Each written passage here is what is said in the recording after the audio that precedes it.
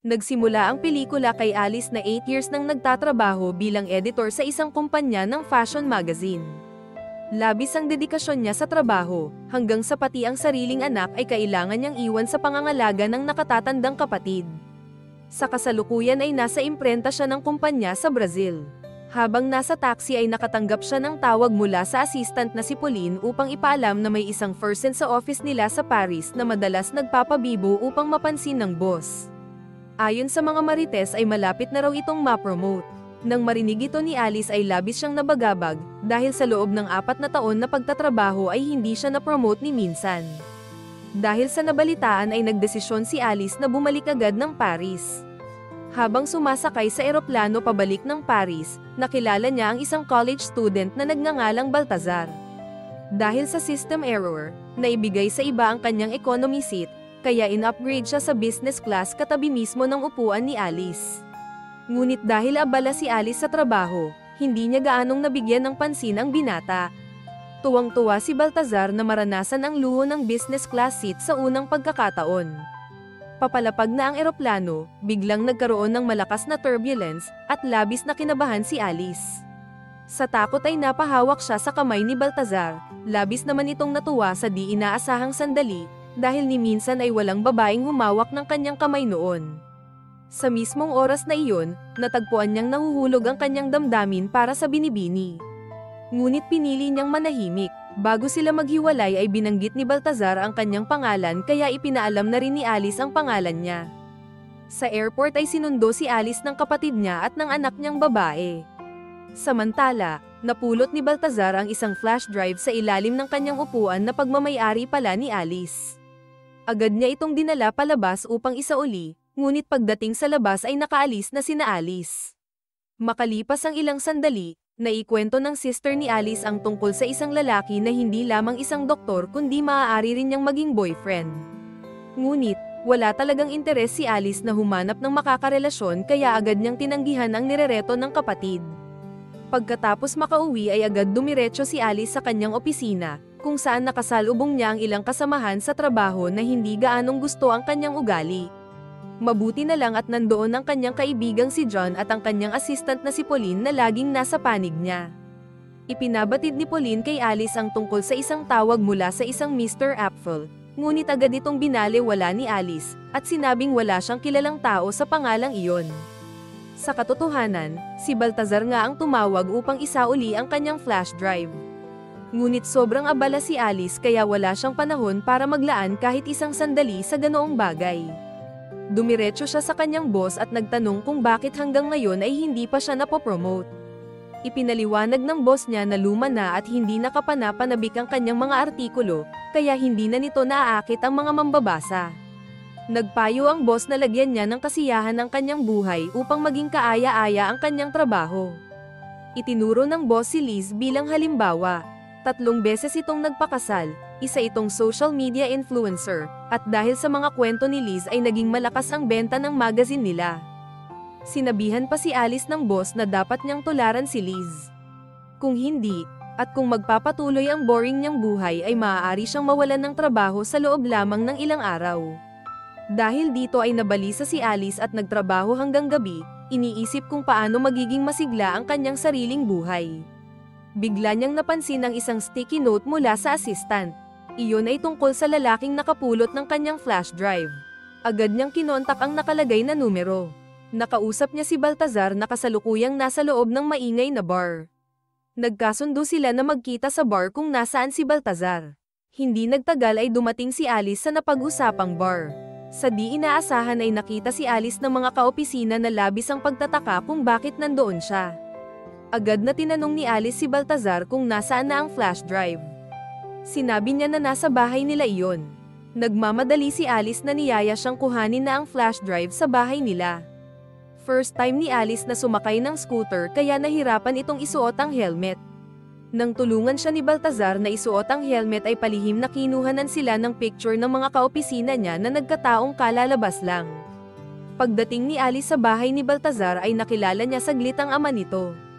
Ibinigay ni Baltazar ang kanyang flash drive, at habang naghahanda na si Alice na umalis ay niyaya niya itong magkape minsan. Malumanay na tumanggi si Alice at nagsabing hindi niya estilo ang makipag-date sa 20 anyos na lalaki. Napagtanto ni Baltazar na malamang ay hindi siya gusto ni Alice. Kinabukasan, pagdating ni Alice sa opisina ay napansin niyang may kakaibang ingay at lahat ay nakatingin sa kanya ng may panunuya. Ipinahayag ng kanyang kaibigan ang chismis tungkol sa larawan niyang nag-viral. Ito ay ang picture kung saan tila hinahalikan niya ang isang estudyante na malayo ang edad sa kanya. Agad na unawaan ni Alice na iyon ay isang maling paratang, dahil wala namang ganoong nangyari. Gayunpaman, nabigla siya nang purihin siya ng kanyang boss, at sinabing gusto niya ang bagong bersyon ni Alice. Hinikayat pa siya nitong ipagpatuloy ang gawin na parang isda na naghahanap ng matigas na yelo. Dahil ang dramang iyon ay makakatulong para mas lalong bumenta ang kanilang magazine. Sa puntong ito, lubos nang nalilito si Alice sa mga nangyayari sa kanyang buhay. Hindi sigurado sa kanyang mga hakbang. Kinausap niya si John, na nagpayong ligawan o makipag-date siya kay Baltazar, kahit pakitang tao lamang. Ipinaliwanag nito na ikasisiya iyon ng kanyang boss at mas lalo pang sisikat ang kanyang mga artikulo. Ngunit hindi komportable si Alice sa ideya. Ang magpanggap na nakikipag-date at makipaglaro sa damdamin ng iba ay hindi tama para sa kanya. Gayunman, nanaig ang kanyang obsession na ma-promote kaya sa huli ay nagpasya siyang ituloy ang plano. Kinabukasan ay pinuntahan ni Alice si Baltazar sa kanyang pinapasukang eskwelahan na ikinagulat ng binata. Nagtataka si Baltazar at agad na nagtanong kung ano ang ginagawa niya roon. Doon ay nagsimulang magpaliwanag si Alice. Ikinwento niya na noong nasa kolehiyo pa siya ay nagkaroon siya ng nobyong ang pangalan ay Bastian, isang pangalan na nagsisimula sa B at A tulad ng Baltazar. Sa pagkakataong iyon ay si Alice na ang nagyaya sa estudyante na mag-date sila. Bago maghiwalay ay nagsabi si Alice na ite-text niya kung saan sila magkikita. Kinagabihan ay nagkita sila sa isang event, isang digital art show ng kaibigan ni Alice na dinaluhan ng maraming tao. Isinama ni Alice si Baltazar kahit hindi ito nakabihis ng naaayon sa naturang event. Sa totoo lang ay nais ni Alice na maniwala ang lahat na may relasyon sila ni Baltazar upang magmukhang nagbago siya. Sa event na iyon, lumabas si Alice sa kanyang comfort zone at sinubukang gawin ang mga bagay na hindi pa niya kailanman ginawa, tulad ng pag-inom at paninigarilyo. Habang nagpapatuloy ang gabi, isa sa mga kaibigan ni Alice ang naging sobra ang pagiging malapit sa kanya sa harap mismo ni Baltazar. Naramdaman ni Baltazar ang kawalang respeto ng lalaki, kaya pinagtawanan niya at kinutya ang digital arts nito, dahilan para matawa si Alice. Dahil sa matinding kahihiyan ay lumayo ang kaibigan ni Alice sa kinatatayuan nila. Pagkatapos noon ay muling nagkausap sina Alice at Baltazar, ngunit biglang nakatanggap si Alice ng tawag mula sa kanyang kapatid. Sinabi ng kapatid niya na inimbitahan nito ang doktor para sa hapunan at pinapauwi agad siya. Dahil hindi makatanggi, nagsinungaling si Alice kay Baltazar at sinabing nasa ospital ang anak niya dahil sa appendicitis. Agad na tumawag ng taxi si Baltazar upang maihatid si Alice sa ospital. Tapos ay naglakad na lang siya pauwi. Habang nasa taxi ay napagtanto ni Alice ang kabutihan ni Baltazar at tumatak ito sa kanyang isipan. Pagdating ni Alice sa bahay ay may amats pa rin siya at nagsimulang magtanong ng mga walang kwenta at nakaka-offend na bagay sa doktor na inanyayahan ng kanyang kapatid. Hiyang-hiya ang kanyang kapatid sa harapan ng doktor na tila iniintindi na lang ang mga kilos ni Alice na wala sa katinoan. Makalipas ang ilang araw, sinubukan ni Alice ang lahat upang mapabilib ang kanyang boss ngunit di siya pinapansin nito. Determinadong mag-iwan ng impresyon, nagpasya siyang isama si Baltazar sa isang fashion show kung saan naroon din ang CEO ng kanilang kumpanya. Habang naglalakad ang mga modelo sa rampa, isa sa kanila ang nadapa at bumagsak. Walang pag-aalinlangan, mabilis na tinulungan ni Baltazar ang modelo. Ang hindi inaasahang ginawa ni Baltazar ay ikinagulat at ikinahanga ng lahat ng nanunood, kabilang na ang boss ni Alice. Pagkatapos ng palabas, pinuri ng boss si Baltazar sa kanyang kagandahang asal, pabirong sinabi pa nitong maaari siyang maging modelo dahil sa kanyang karisma at kaakit-akit na itsura. Natawa si Alice sa ideya, ngunit mapagpakumbabang pinaliwanag ni Baltazar na itinuro sa kanya ng kanyang ina na laging igalang ang mga babae, at iyon lamang ang kanyang sinunod. Matapos ang event, inihatid ni Baltazar si Alice pauwi sakay ng kanyang scooter. Nagkaroon ng masensinan at espesyal na sandali sa pagitan ng dalawa, ngunit umatras si Alice, sapagkat daman niyang hindi pa iyon ang tamang oras. Pumasok si Alice sa loob ng apartment, habang naiwan si Baltazar na iniisip na baka lumabis ang kanyang ginawa. Sinundan niya si Alice sa apartment upang humingi ng paumanhin. Nang malaman niyang nag-iisa si Alice sa apartment ay di siya nakatiis at hinalikan ito. Sa una ay tumanggi pa ang binibini, ngunit kalaunan ay isinuko rin nito ang bataan sa binatang handang lumaban sa matinding bembangan. Pagsapit ng umaga ay napuno si Alice ng pagsisisi at labis na nailang sa nangyari. Habang sinusubukan niyang intindihin ang kanyang damdamin, dumating nang hindi inaasahan ang kanyang kapatid at anak. Nabigla si Alice at ipinakilala si Baltazar bilang isang kaopisina lamang at wala nang iba pa. Nagmadali pa niyang iniabot ang ilang files at pinakiusapang umalis.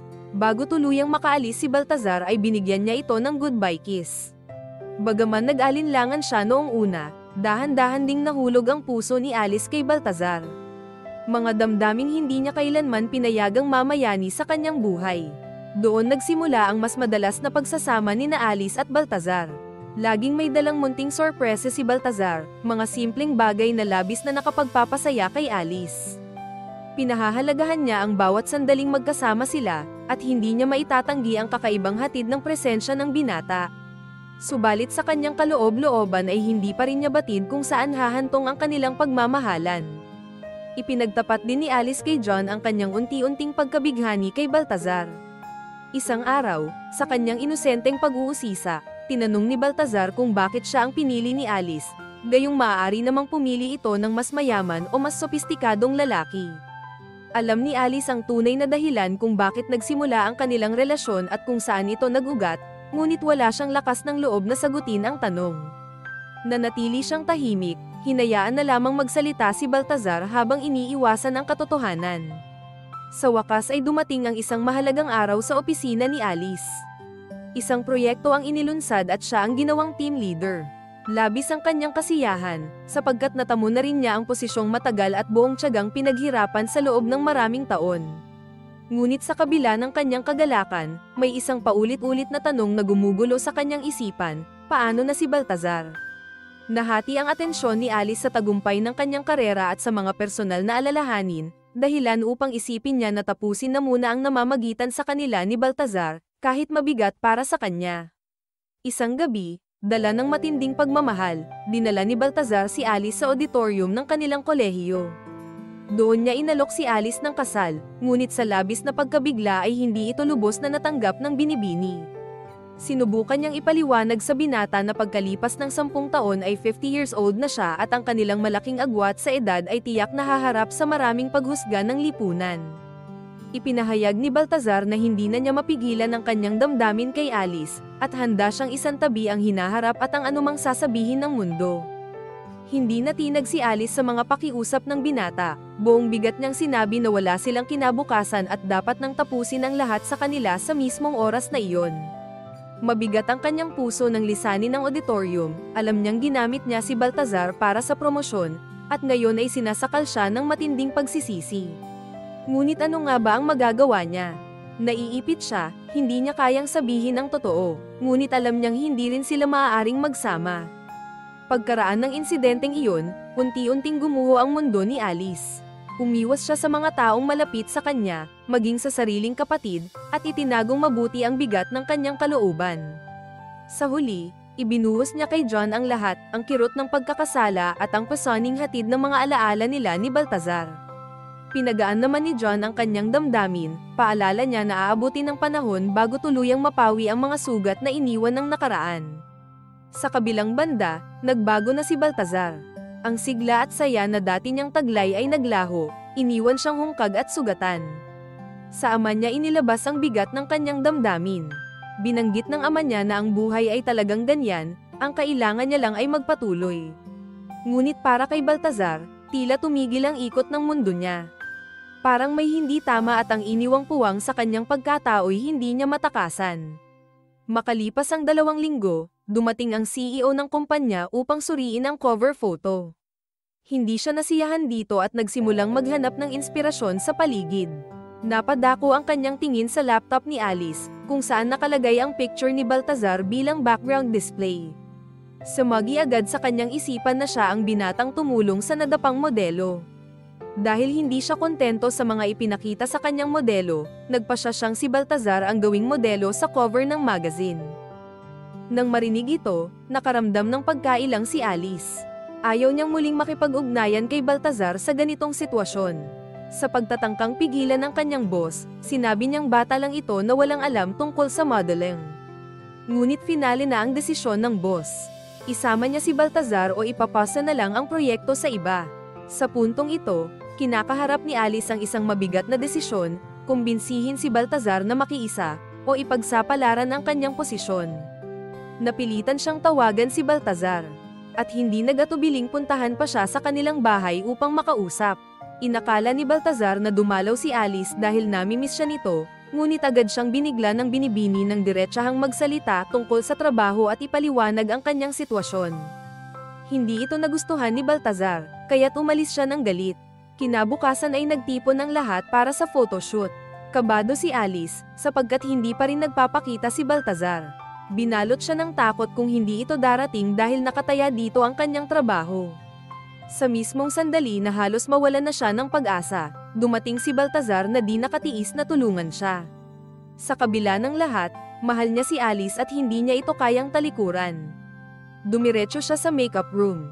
Maya-maya lang ay dumating si John at humingi ng tawad. Inamin niyang siya ang may ideya kung bakit nakipagmabutihan si Alice sa kanya. Ikinumpisal niya ang lahat, kasama ang totoo tungkol sa plano at mga motibo ni Alice. Pagkarinig niya nito, magkahalong damdamin ang bumalot kay Baltazar.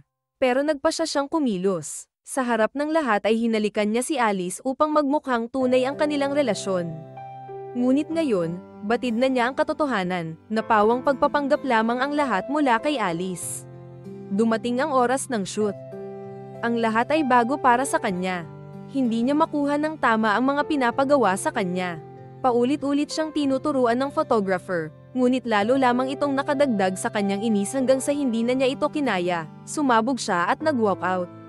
Sinubukan siyang pigilan ni Alice at inutusang humingi ng tawad sa photographer. Wala siyang kaalam-alam kung gaano kahirap ang pinagdadaanan ni Baltazar, at sa totoo lang, wala siyang pakialam. Ang nais lamang niya ay matapos agad ang photoshoot. Ngunit nang makita niya ang pagiging makasarili ni Alice, labis siyang nagalit at nagsimulang ibunyag ang katotohanan tungkol sa kanya at sa kanilang huwad na relasyon. Nagulat ang lahat nang marinig ang ginawa ni Alice, habang si Baltazar naman ay tuluyan ng lumayo. Labis na nagalit ang boss ni Alice at dahil sa kanyang mga ginawa ay tinanggal siya sa trabaho. Sa isang iglap lang ay nawala sa kanya ang lahat, ang kanyang trabaho at si Baltazar. Pagkaalis ni Baltazar ay labis siyang nalungkot at nagsimulang hanapin ito.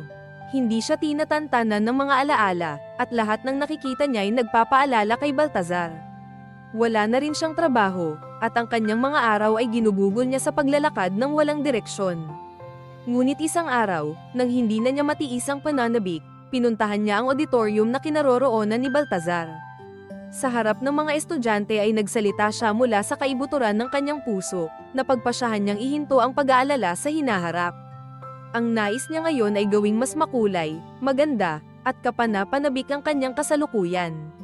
Sa huli, nagpakumbaba si Alice at buong pusong humingi ng tawad kay Baltazar, habang nangingilid ang luha sa kanyang mga mata. Si Baltazar naman, nananatiling tapat ang pag-ibig sa kabila ng lahat ng pait na naranasan ay hindi nagdalawang isip. Lumapit siya sa entablado at doon ay hinalikan siya ni Alice. Mula noon ay hindi na nagkahiwalay sina Alice at Baltazar. Magkasama silang nagtatag ng negosyo at namuhay ng masaya.